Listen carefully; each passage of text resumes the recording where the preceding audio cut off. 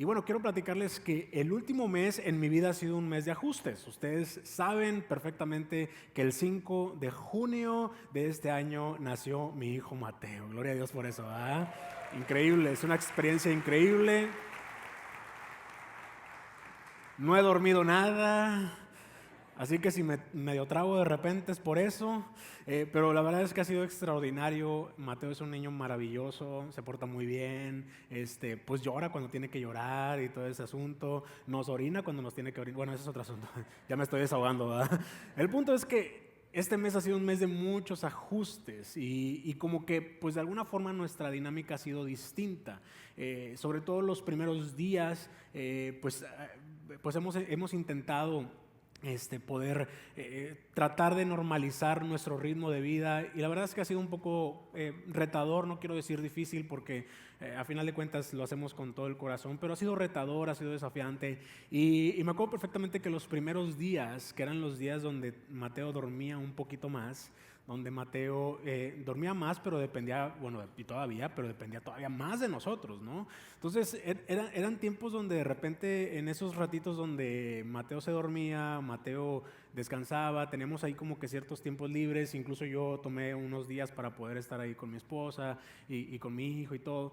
En esos días, pues aproveché el tiempo y así como leí la Biblia, porque hermanos, también sí me puse a estudiar la Biblia, me puse a escuchar predicaciones y todo eso que debemos de hacer, pero también pues me puse a ver muchas series, muchas series. Y a ver, yo sé que esto algunos pueden decir, bueno, pues eso que tiene de edificante. La verdad es que te sorprenderías lo que Dios puede hablarte en algunas series, te sorprenderías lo que puedes aprender en algunas de ellas. Y justo estábamos viendo una serie, mi esposa y yo, en ese tiempo. Esta serie es de policías, de unos policías que están en Los Ángeles. Es una serie reciente, nueva, de hecho ahí está. A lo mejor algunos de ustedes la van a identificar rápidamente. Y la trama de esta serie es que son unas personas, unos personajes que quieren entrar a ser policías de Los Ángeles, y ellos pasan una como academia, me imagino que la teoría, y ahora los ponen como policías, pero no son policías todavía, sino como que los ponen en práctica. Y les ponen a cada uno de ellos un instructor, y este instructor pues les enseña pues el día a día, ¿no? La realidad, ¿no? Porque pues una cosa es lo que aprendes en la escuela y otra cosa es lo que aprendes en la calle o lo que aprendes en la vida real, ¿no? Creo que todos nosotros nos hemos enfrentado a ese tipo de cosas, ¿no? Si estudiaste una carrera universitaria o estudiaste algo, una cosa es lo que aprendes en clase y otra cosa es lo que aprendes pues en el día a día o cuando ya es la práctica, ¿no? Entonces como que esa es la trama, ¿no? De unos policías que van a postularse para ser policías ya de verdad y están en esa transición, ¿no? La cosa es que ellos se enfrentan a la realidad, y cuando se enfrentan a la realidad se enfrentan a diferentes circunstancias en donde ellos tienen que decidir si aplicar la ley o no. Y los instructores obviamente les dan esa oportunidad para que pues ellos sepan si están haciendo bien su trabajo o van a hacer bien su trabajo. Y hay situaciones muy particulares, por ejemplo, tal vez alguien que robó para poder darle de comer a su familia. Entonces estos policías en su humanidad, ellos estaban luchando entre si arrestarlos o no, porque decían, o sea, pues es que está robando porque el gobierno les está fallando, porque no tienen que comer, porque por lo que sea, ¿no? En su humanidad ellos estaban justificando cuándo aplicar la ley o no. Y claro, pues justamente de eso se trata la serie, que ellos tienen que aprender a aplicar la ley independientemente de lo que humanamente ellos estén viviendo o ellos piensen o crean que es lo correcto. Aun y cuando la ley pudiera estar fallando, pero ellos tienen un trabajo muy particular y tienen que hacerlo. Ahora, ¿por qué les platico todo esto? Porque en esta misma serie, ellos mismos mencionan en sus diálogos por qué tiene que ser todo blanco o negro, por qué no puede ser algo gris, como diciendo por qué todo tiene que ser bueno o malo, por qué no hay algo en medio. Y me llamó mucho la atención esa frase, porque es una frase que al menos Yo he escuchado mucho recurrentemente en redes sociales y también creo que algunos de ustedes lo han podido escuchar o ver cómo de alguna forma todos se cuestionan por qué tiene que ser todo blanco o negro, por qué no puede haber un punto intermedio. Y de hecho eso es lo que ha llevado incluso a nuestros gobernantes a hacer leyes que probablemente sí sean, probablemente pudieran tener algún beneficio, pero también algunas leyes que realmente están atentando contra cosas tan importantes como por ejemplo la familia, la vida, etcétera, etcétera. A lo que voy es que esta lucha moral que hay en la humanidad existe. ¿Por qué todo tiene que ser blanco y negro? ¿Por qué no existe algo gris? Ahora, esto me lleva a algo, a un concepto técnico que se utiliza mucho en la fotografía y también en la pintura, en general en el arte, que se llama escala de grises. Y en pocas palabras y de forma general, aquí probablemente hay fotógrafos, hay diseñadores que a lo mejor tengan un poquito más de noción o sepan más que yo acerca de esto. La escala de grises es, bueno, se los voy a leer porque no quiero tampoco decir nada que no deba de ser. La escala de grises es una forma de encontrar diferente luminosidad al momento de crear una imagen, siendo el blanco la cantidad máxima de luz y el negro la cantidad mínima de luz. Y se crea esta escala para que en diferentes circunstancias se puedan definir tonalidades dentro de este rango de iluminación. Por ejemplo, si tú ves una imagen que está, por ejemplo, exactamente esta imagen, ¿no? A lo mejor tú puedes decir, bueno, aquí esto lo veo medio, vamos a decir que es blanco, ¿no? Realmente no es blanco, pero esto lo veo medio blanco y esto lo veo más oscuro. Pero se fijan que aquí hay otros grises que provocan, lo que hacen es que tú puedas ver ciertas sombras, cierta profundidad de la imagen, etcétera, etcétera. Ahora, ¿por qué esto es importante? Es importante porque este término de por qué todo tiene que ser blanco y negro y no hay nada gris, y por qué esta escala de grises, al menos en el arte, al menos en la fotografía, en el diseño, tiene un sentido y tiene un propósito, pero en nuestra vida personal, en nuestra vida como cristianos, en nuestra vida moral, la escala de grises no funciona. O esta idea de que algo tiene que ser gris realmente no funciona. ¿Y dónde viene eso? Viene en el libro de Apocalipsis. Hermanos, vamos a hablar de Apocalipsis, hermanos. Uy, a algunos hasta les dio escalofríos, ¿verdad? Pero en el libro de Apocalipsis vemos algo referente a esto. ¿Por qué todo debe ser blanco y negro? ¿Por qué no puede ser gris? Apocalipsis, y vamos a leer el pasaje, Apocalipsis 3, versículos del 15 al 21. Vamos a leer Apocalipsis 3, versículos del 15 al 21. Y dice, yo sé todo lo que haces, que no eres ni frío ni caliente.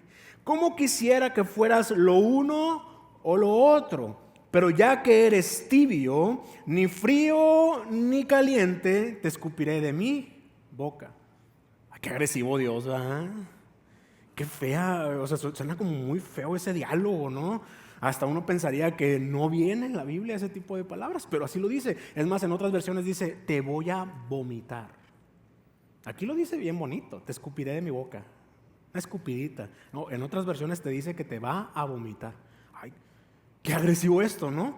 Pero aquí claramente nos está diciendo que tenemos la posibilidad de ser fríos o calientes.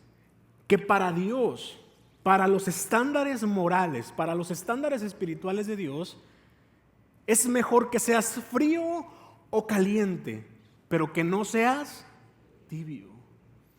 O sea, que seas blanco o negro, pero que no seas gris. Y eso es lo que ha pasado en la sociedad hoy en día. Que la sociedad quiere encontrar este punto justificando un equilibrio cuando realmente hay cosas en la palabra de Dios, hay cosas en nuestra vida espiritual donde no es que no exista un equilibrio, es que o es bueno o es malo, o es o no es. Y como cristianos nosotros tenemos que aprender a que o somos cristianos o no lo somos. Ay, pero o sea, a mí me gusta ser cristiano de como decía Lisa ahorita, de esos que vienen a más así los domingos, los domingueros, ¿verdad? Esos cristianos que llegan al culto de las 2:30 de la tarde, y los que se extrañan porque no existe el culto de las 2:30 de la tarde son los que llegan a la predicación. Porque si llegan a la predicación, hermanos, ¿y sabe qué es lo peor? En los descarados que se paran antes de que termine la predicación. A ver, lo digo, bueno, no quiero decir que lo digo con mucho, sí, lo digo con mucho respeto, pero es que es una realidad. Hay veces que nosotros mostramos nuestro cristianismo de una forma gris, de una forma tibia. Y queridos hermanos, en estos tiempos y en cualquier otro tiempo, nosotros debemos como cristianos mostrarnos como debemos de ser. No ser cristianos solamente cuando nos conviene. No ser cristianos solamente para cumplir con una parte de nuestra vida. Debemos de ser cristianos que son 100% cristianos.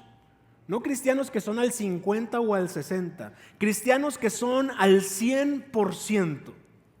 Esos cristianos que están dispuestos a todo por Dios. Esos cristianos que buscan cumplir el propósito de Dios, que buscan agradar a Dios. Esos cristianos que se alejan por completo del pecado.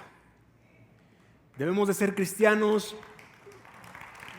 Vamos a darle la gloria a Dios. Cristianos verdaderos. Ahora continuamos que en el versículo 17 dice: tú dices, soy rico, tengo todo lo que quiero, no necesito nada. Y no te das cuenta de que eres un infeliz y un miserable. Eres pobre, ciego y estás desnudo. Así que te aconsejo que de mí compres oro, un oro purificado por fuego, y entonces serás rico. Compra también ropas blancas de mí, así no tendrás vergüenza por tu desnudez, y compra ungüento para tus ojos, para que así puedas ver. Yo corrijo y disciplino a todos los que amo, por lo tanto, sé diligente y arrepéntete de tu indiferencia. Ahora, la primera parte creo que todos estamos familiarizados con ella, ¿no? Esa parte de eres tibio, eres frío, caliente, si eres tibio te va a vomitar. Como que algunos a lo mejor ya lo habían escuchado, ya lo habían razonado de alguna u otra forma. Pero todo lo demás como que tiene algo, está medio raro, ¿no? ¿Por qué Dios les dice compra de mi oro? ¿Por qué Dios les dice que se vistan de Él? ¿Por qué dice que mejor le compren a Dios ungüento para los ojos? Como que eso no tiene mucho sentido que digamos. Pero si nosotros aprendemos del contexto, de a quién se le está escribiendo esto, y el por qué se le está escribiendo esto, y la razón por la cual menciona todas estas cosas, podemos aprender algo extraordinario de cómo podemos nosotros y debemos nosotros de ser cristianos verdaderos y genuinos y no cristianos grises. Porque existe ese cristianismo gris. Ese cristianismo gris que en general cada vez es más popular. Ese cristianismo gris que no te exige realmente a que hagas lo que tienes que hacer. Ese cristianismo gris que de verdad no demuestra su amor a Dios. Un cristiano que sí ama a Dios, pero tal vez no lo suficiente para dejar el pecado. Ese es un cristiano gris. Un cristiano gris es un cristiano que, sí ama a Dios, pero no lo suficiente para alejarse de la tentación. No lo suficiente para cerrarle puertas al enemigo que sabes que te pueden llevar a caer, a cometer un error, a fallarle a tu familia y principalmente a fallarle a Dios. Y quiero que hablemos de a quién va dirigido este pasaje de Apocalipsis. Va dirigido a la iglesia de la Odisea.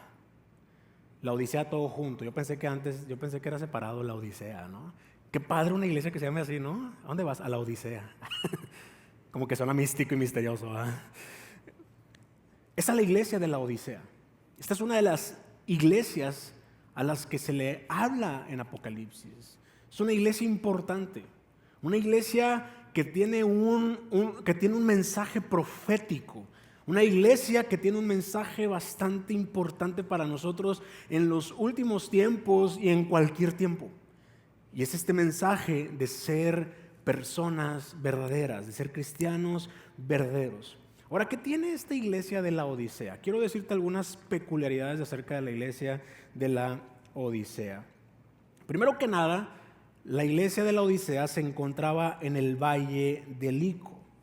Y en este valle de Lico se encontraban otras dos ciudades. Bueno, la Odisea es una ciudad. Se encontraban otras dos ciudades de las cuales también habla Apocalipsis, que es la ciudad de Colosas y la ciudad de Hierápolis, ¿sí?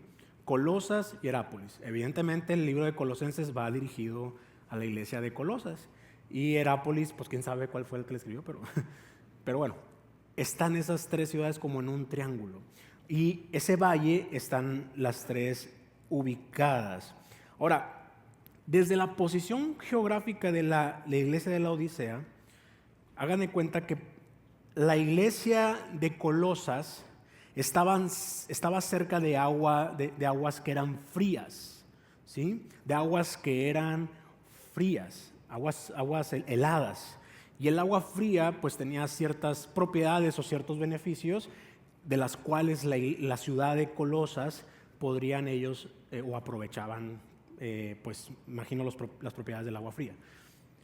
Y la ciudad de Hierápolis, esta ciudad estaba cerca, o lo que tenía de peculiaridad es que a ellos les llegaban aguas termales, aguas calientes. O sea, por un lado Colosas, ellos tenían el beneficio de recibir agua fría, y por otro lado Hierápolis recibían el agua caliente. Y ambas ciudades, ellos aprovechaban los beneficios de esas dos condiciones del agua respectivamente. Ahora, ¿qué es lo que pasaba con la Odisea? La Odisea, como estaba más hacia adentro, recibía el agua de Colosas fría, pero cuando llegaba a la Odisea, llegaba tibia. Y recibía el agua de Hierápolis, pero cuando llegaba a la Odisea, llegaba tibia. Entonces para ellos era como, pues, qué asco el agua fría. O sea, no podemos aprovechar tal vez el agua fría para no sé, lo que se tenga que aprovechar para el agua fría, y no podemos aprovechar el agua caliente para lo que se tenga que aprovechar el agua caliente. Para ellos era un verdadero problema que llegara a ellos agua tibia. Por eso el mensaje a la iglesia de la Odisea era así de tajante. Le decía, a ver, tú sabes muy bien que el agua tibia a ti no te sirve para nada. ¿Por qué? Porque si quisieras enfriarla para poder hacer ciertas cosas, para, no sé, tal vez mantener fríos ciertos alimentos, para congelarlo, etcétera, no puedes porque no había la manera en ese entonces de que de alguna u otra forma pudieran tener agua fría. O imagínense, simplemente imagínense, estamos a 45 grados y resulta que te tienes que tomar el agua a la temperatura a la que está, 45 grados. ¿A quién le gusta el agua a 45 grados? A nadie. Y por otro lado, imagínense que haga mucho frío y necesitan el agua caliente. No sé si se bañaban antes ellos así con regadera, así bien padre como nosotros lo hacemos, pero imagínense usted, imagínense que a 0 grados se tenga que usted bañar con agua tibia. Que a ver, por la temperatura que hay y porque en ese entonces no existía la tecnología que hoy tenemos para calentar o para enfriar el agua, para ellos el agua fría era inservible.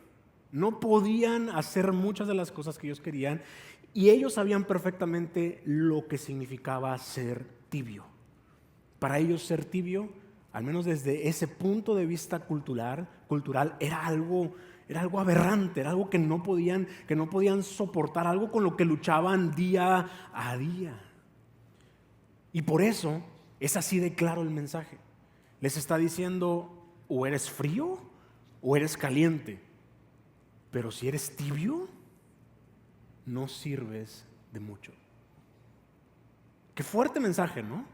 Pero muestra una realidad que muchos probablemente puedan estar viviendo. Porque por un lado, si tú eres alguien apasionado por Dios, vas a aprovechar esa pasión para servirle, para buscarle, para poder compartir su palabra. Por un lado, si realmente eres un cristiano verdadero y genuino, vas a poder aprovechar ese amor que Dios te dio para que todo el mundo se entere de cuánto Dios te amó, para poder amar a los otros así como Dios te ha amado. Si eres una persona de oración, vas a siempre a orar independientemente de cuál sea la respuesta. Si eres una persona que realmente es un verdadero cristiano, independientemente de las circunstancias, siempre vas a estar firme y al pie del cañón. Porque un verdadero cristiano no es un cristiano que siempre anda en éxito tras éxito tras éxito.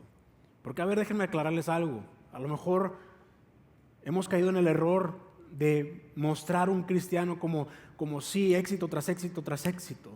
Por ejemplo, a veces decimos mucho de que vamos en victoria y en victoria. Pero les digo algo, eso de victoria en victoria significa que estás de lucha tras lucha. Porque alguien que gana una vez ya no tiene que volver a luchar. Pero eso de victoria en victoria significa que probablemente vas a seguir luchando y luchando y luchando. Pero si eres un cristianismo verdadero y no un cristianismo gris, un cristianismo, vamos a decir caliente, porque me gusta más el término cristianismo caliente que cristianismo frío, ¿verdad? Un cristiano caliente, un cristiano apasionado, vas a ser un cristiano que independientemente de lo que suceda, te vas a sostener en Cristo. Amén.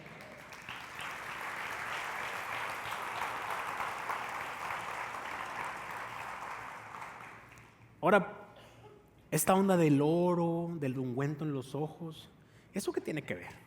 ¿Qué tan importante es? Bueno, hay que conocer algo también acerca de la iglesia de la Odisea. La Odisea destacaba en 3 cosas particularmente. La primera de ellas era que la Odisea era como una especie de centro bancario en aquel entonces. Había mucha riqueza. La gente rica vivía en la Odisea.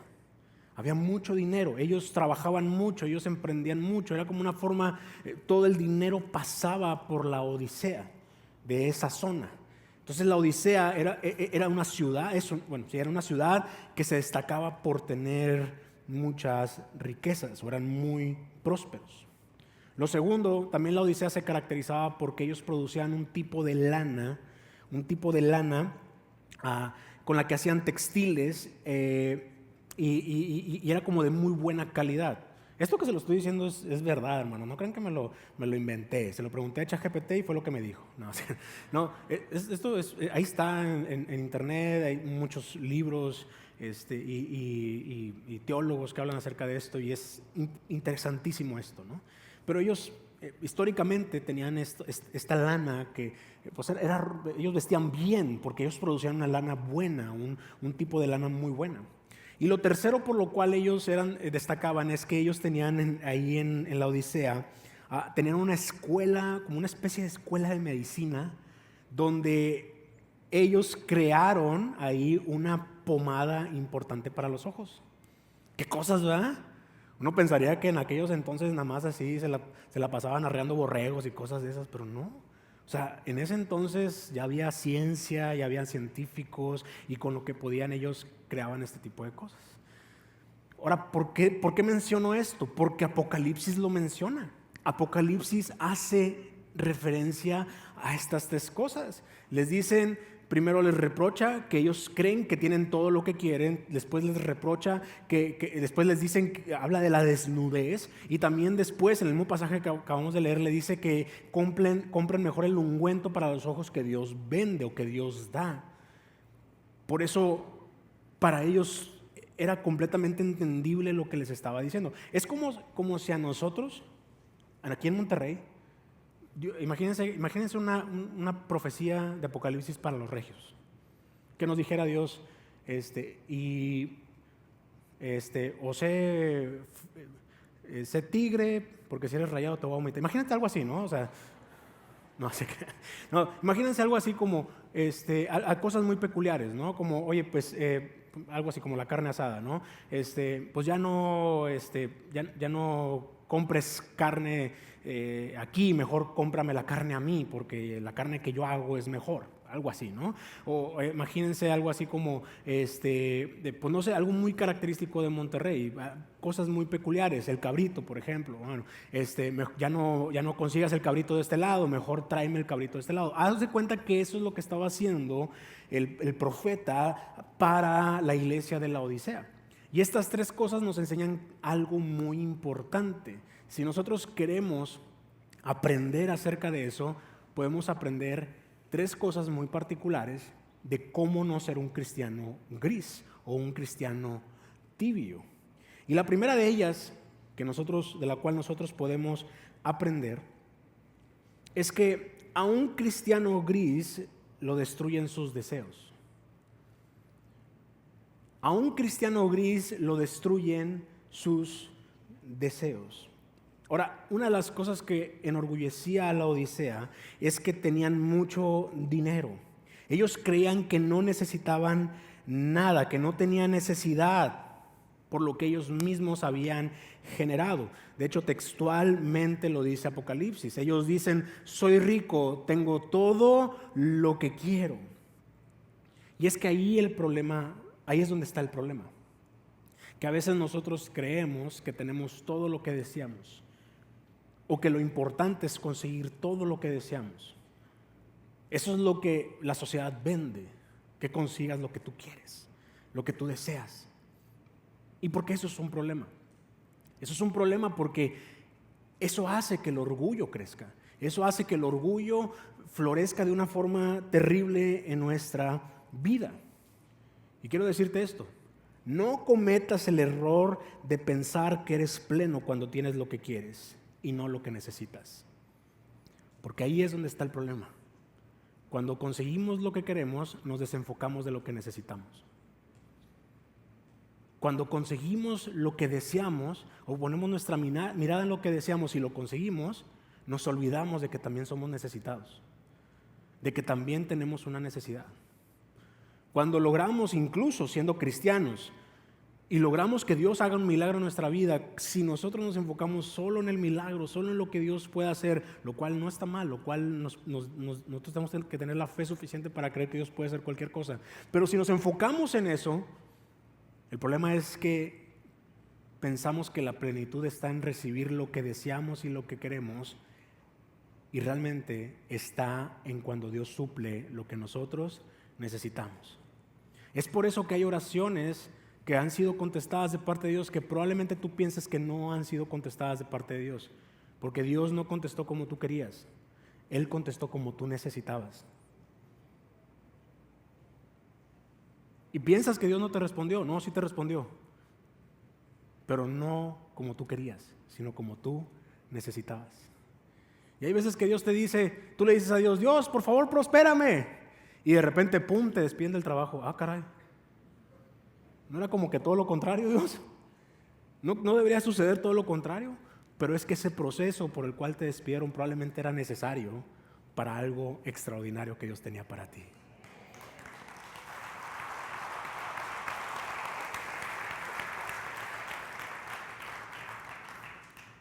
Es importante que nosotros dejemos de enfocarnos en lo que deseamos y aceptemos que necesitamos cosas, que Dios va a responder con lo que nosotros necesitamos.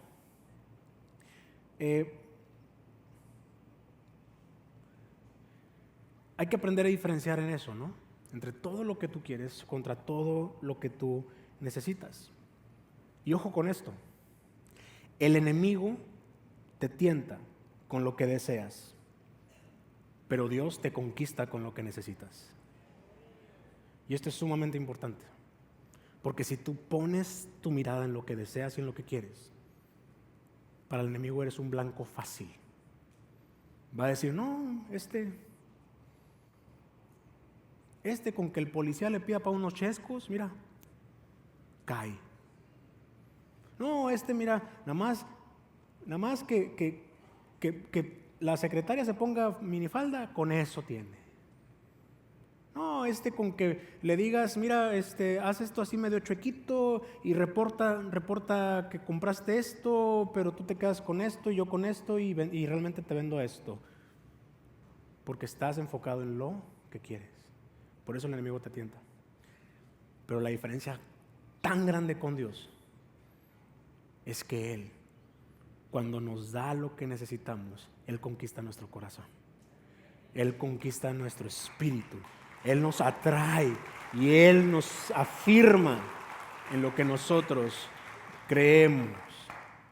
Por eso es importante, como repito, no poner nuestro corazón en nuestros deseos. ¿Sabes? renunciar a tus deseos es aprender a confiar en su voluntad. Si tú renuncias a tus deseos, a lo que tú quieres, porque ojo, repito, el punto es que un cristiano gris lo destruye en sus deseos. Pero si tú renuncias a esos deseos que te pueden destruir, es decirle a Dios: Dios, yo confío completamente en tu voluntad y en tu soberanía. Y eso es sumamente valioso. A ver, no estoy diciendo que sea algo malo desear. No estoy diciendo que es algo malo. Hay cosas que podemos desear que no son malas o que no nos van a llevar realmente a un tema de pecado, un tema de tentación. Solamente estoy diciendo que nosotros no nos dejemos llevar por eso, o que tomemos decisiones con base en eso, sino que nosotros tomemos decisiones, que nosotros confiemos completamente en la voluntad del Señor. Y si Dios dice que no a alguna de nuestras oraciones, ¿saben qué? Está bien.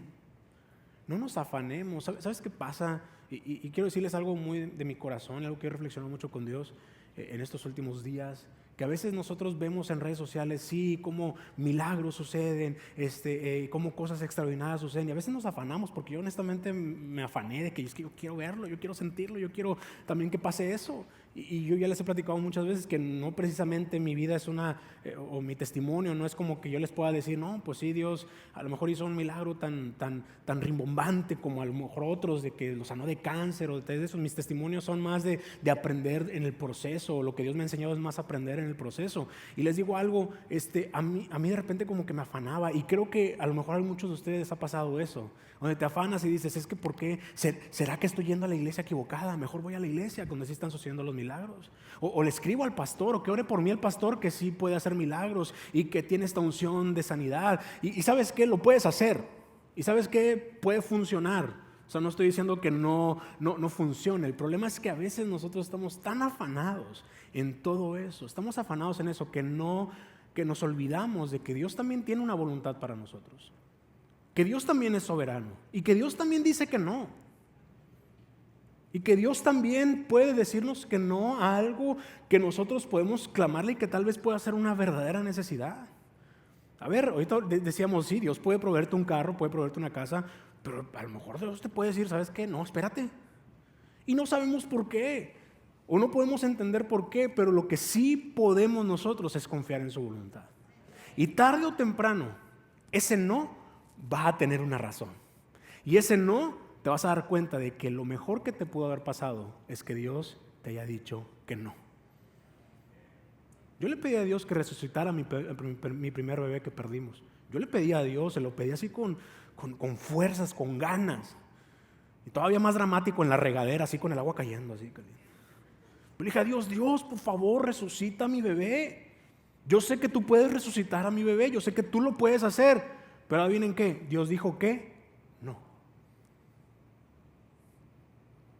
Dios dijo que no. Y se los digo con el dolor en mi corazón, porque me hubiese gustado que Dios me regalara esa parte de, imagínense el testimonio que les hubiera contado a ustedes. No, en lugar de estarles contando así todo llorando, les hubiera contado, imagínense, Dios resucitó a mi bebé. Pues no, me tocó contarles el lado amargo de las oraciones no contestadas. Y lo viví en carne propia.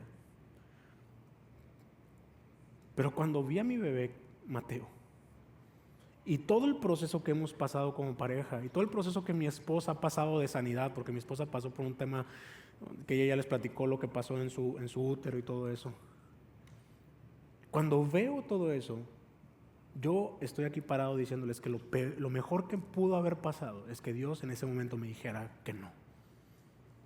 Porque ahora entiendo que confiar en su voluntad ha sido la mejor decisión de mi vida.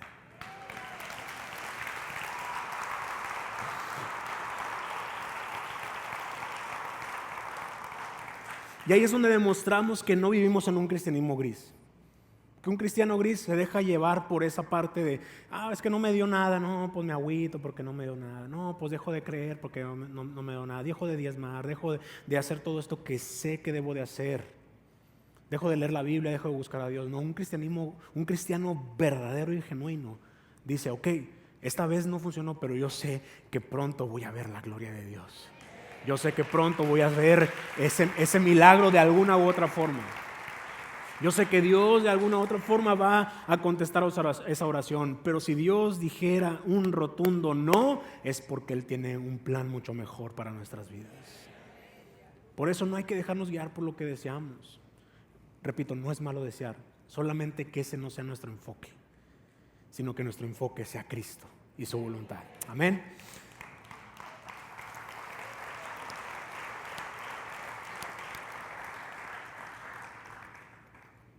Número 2.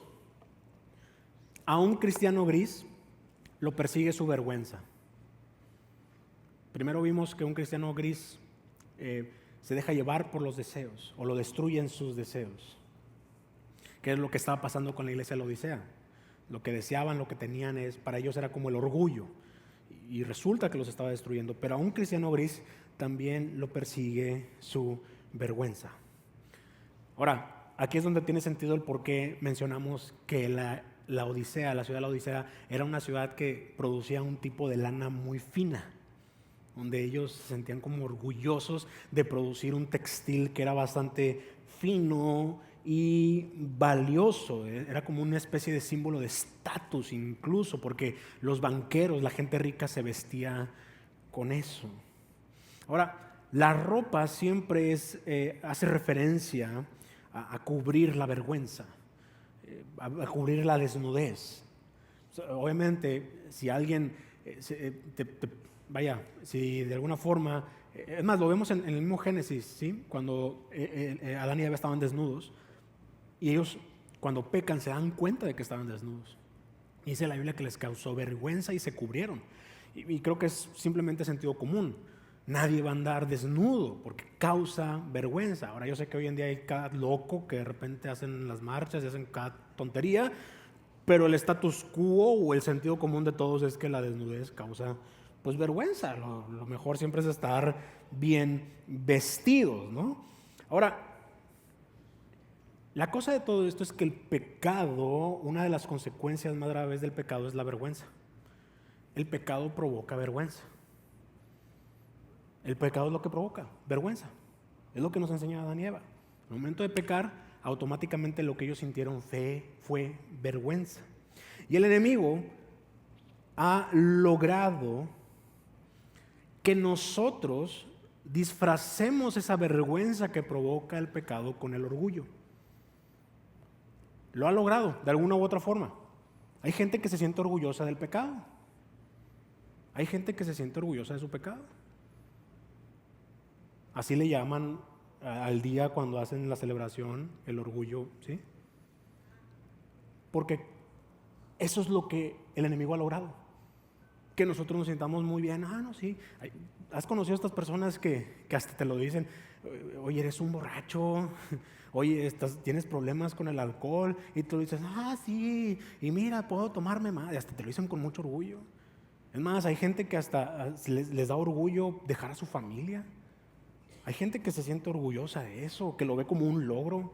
Hay gente, es más, hoy en día he visto mucho esta narrativa de que es una cuestión de orgullo, de satisfacción el divorciarte. Hay gente que lo ve como, estoy orgulloso porque logré divorciarme. Y les digo algo, no, hay que tener mucho cuidado.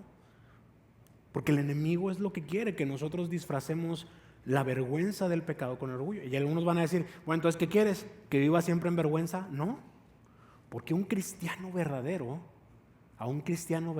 nunca lo persigue la vergüenza, porque sabe que fue limpiado y sano con la sangre de Jesucristo.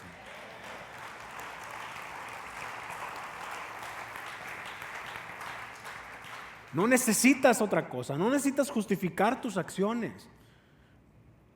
No necesitas justificar lo que hiciste, simplemente con decir, sí, la regué, cometí un error, pequé, pero me arrepiento y estoy haciendo todo lo posible para reparar lo que tenga que reparar. Estoy haciendo todo lo posible para poder demostrarle a Dios que hay un fruto digno de arrepentimiento. Y con el simple hecho de ser limpios con la sangre de Jesucristo, con eso es más que suficiente, porque la sangre de Cristo es la que cubre nuestra vergüenza. Es la que nos limpia de que el enemigo nos esté recordando lo que hicimos. Es la que nos quita todo ese pasado y que nosotros podamos estar plenos con lo que Dios tiene para nosotros en el presente. Amén. Y es que la vergüenza, hermanos, es un obstáculo para alcanzar la gracia. Por eso el enemigo quiere que tú tengas vergüenza y que la cubras con el orgullo. O sea, cuando tú cubres la vergüenza con el orgullo, la vergüenza no se va. La vergüenza sigue. Solo está disfrazada. ¿Con qué? Con orgullo. Y cuando tienes vergüenza, ese es un obstáculo para que tú recibas la gracia de Jesucristo. Para que recibas el amor. Para que recibas todos los beneficios de la cruz en tu vida. Para que puedas vivir libremente y disfrutar de todo lo que Dios tiene para ti. ¿Saben qué, hermanos?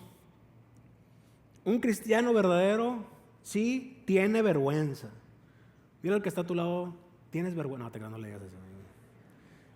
Tiene vergüenza, pero su confianza en Dios es más grande que su vergüenza. Su confianza en Dios, su fe en Dios es más grande que la pena, que el remordimiento, porque eso es lo que hace la gracia y el amor de Dios, quitarnos y darnos esta seguridad. Un cristiano gris, por otro lado, prefiere abrazar la vergüenza en lugar de construir la confianza en Dios. Y la abraza con el orgullo. La abraza diciendo, es que así soy yo, este es lo que soy yo. Y déjame decirte algo, tú no eres el pecado que estás cometiendo. Tú eres lo que Dios dice de ti. Y Él dice que tú puedes ser su hijo, que tú eres perdonado, escogido. Tú eres quien Dios dice quién eres. Amén.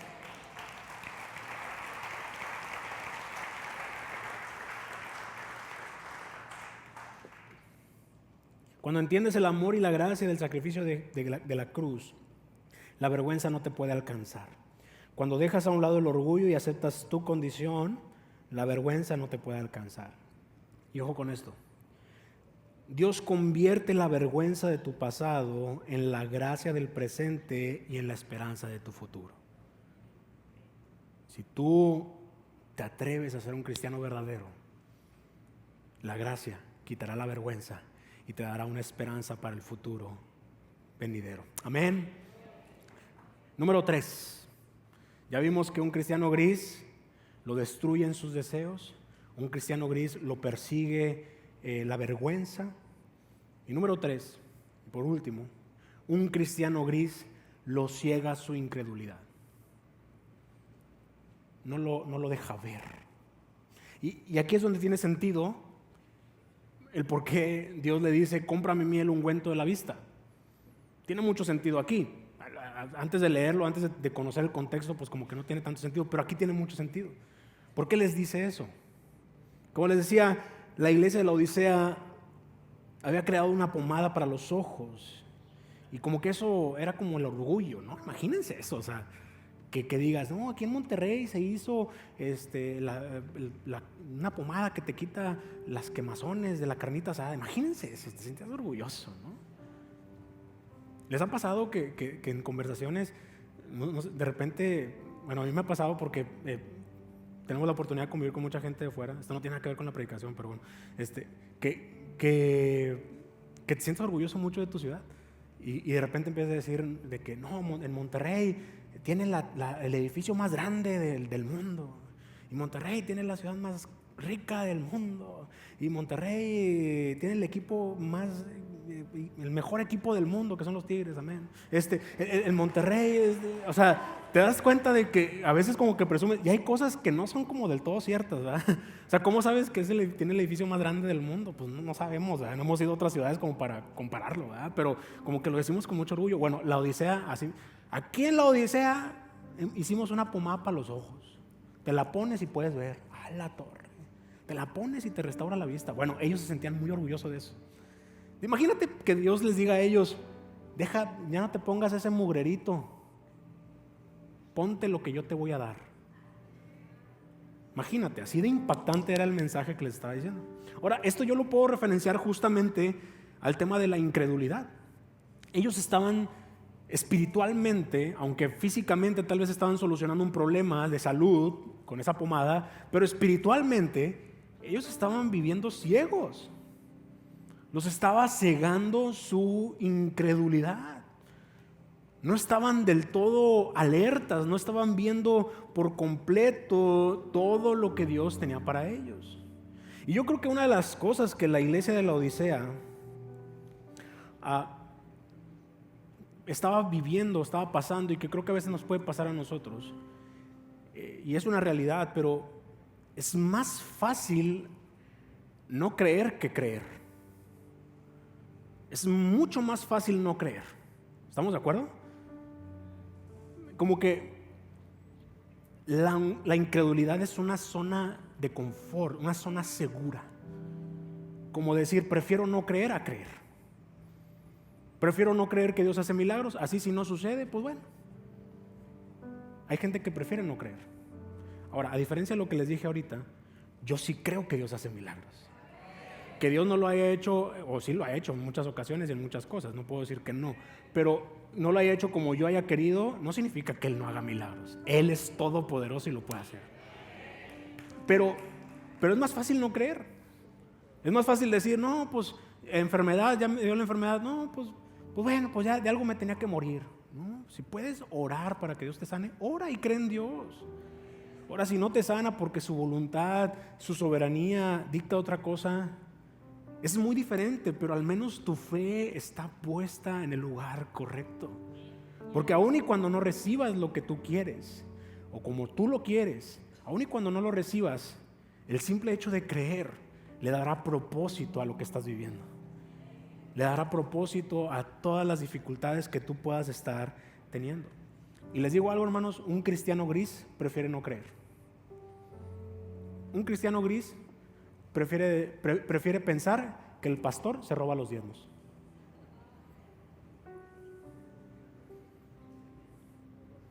Pero ¿cómo Dios me va a dar dinero? No, ¿cómo Dios? O sea, ¿cómo le va a andar molestando a Dios para que me dé dinero? A ver, no es que confíes en Dios solo para que te dé dinero. Es que confías en Dios y punto. Y Dios, como tu proveedor, te va a dar todo lo que tú necesitas.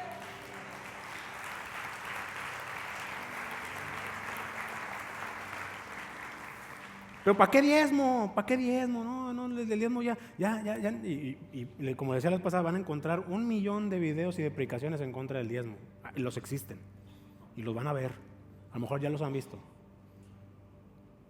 Pero un cristiano gris prefiere creer que ya el diezmo no está vigente.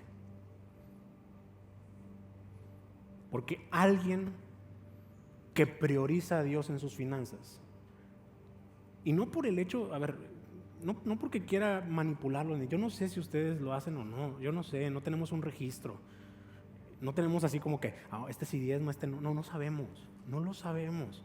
Por eso me atrevo a decirlo de esta forma. Pero un cristiano verdadero dice, ¿sabes qué? Yo voy a priorizar a Dios en mis finanzas.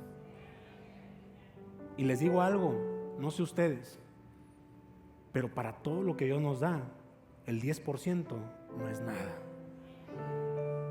No estoy diciendo que den más, solamente que a veces nos enfocamos en ¿por qué el 10%? ¿Y por qué no el 9.5%? Ni que fuera tasa de interés, oye.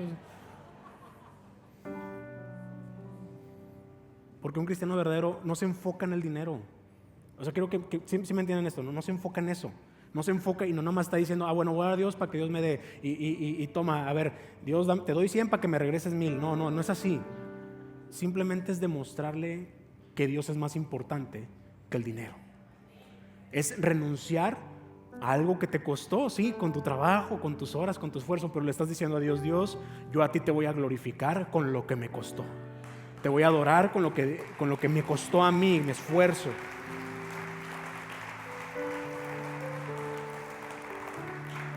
Hermanos, eso no estaba en la predicación, no sé por qué lo dije, pero yo lo creo firmemente. Creo firmemente que el diezmo es un principio espiritual y financiero importante. Yo me he sentido más bendecido por Dios. Es más, Cuando llegase a pasar, que a veces no que no lo doy, pero soy honesto, a veces me olvida. Cuando llegase a pasar, siento que no me rinde el dinero. Y así automáticamente, nomás cuando, porque sí lo separo y todo, nomás que a veces se me olvida entregarlo. Ya cuando lo entrego, de repente, pum, todo. No sé si es mental o que sea, pero lo que sí sé es que para mí el diezmo es una prioridad. Y aunque ustedes no lo crean, el pastor, los hijos de los pastores, sí diezmamos, hermanos, para aquellos que andan diciendo otra cosa.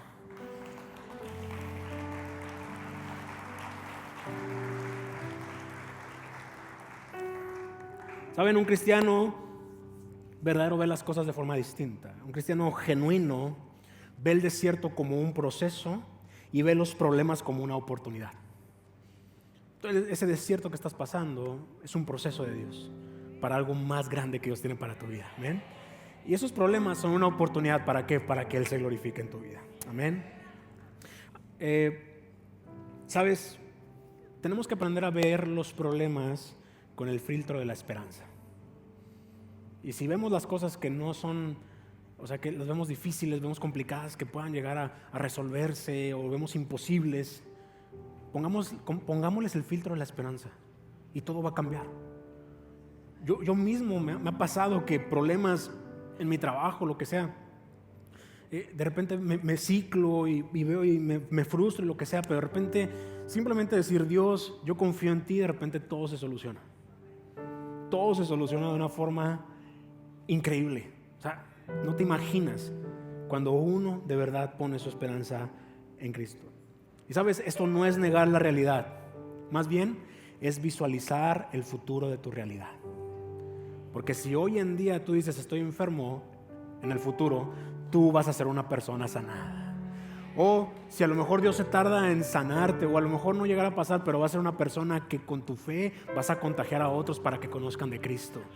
Y van a verte lo fuerte que eres a pesar de la enfermedad que pudieras llegar a tener, a pesar de los problemas que llegaras a tener. Con el simple hecho de que sigas estando firme, con el simple hecho de que sigas confiando en Dios, con eso va a ser suficiente para que otros conozcan a Cristo. Amén.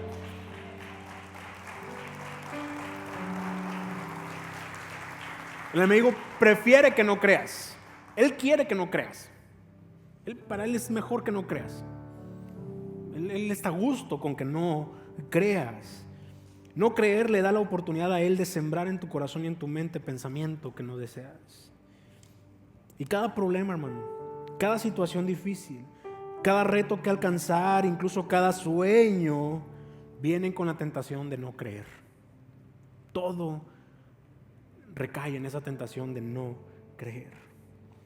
Un cristiano gris prefiere no creer, pero un cristiano verdadero cree a pesar de que todo está en su contra. Ese es un cristiano verdadero. Entonces, en conclusión, podemos ver el contraste entre un cristiano gris y un cristiano verdadero. Por un lado, un cristiano gris lo destruyen sus deseos, pero un cristiano verdadero se vitaliza con su voluntad. Un cristiano gris, por un lado, lo persigue la vergüenza, pero un cristiano verdadero lo alcanza la gracia y el amor de Cristo. Y un cristiano gris lo ciega la incredulidad, pero un cristiano verdadero puede ver la realidad de forma distinta a través de la fe. Esa es la diferencia entre un cristiano tibio o gris y un cristiano verdadero.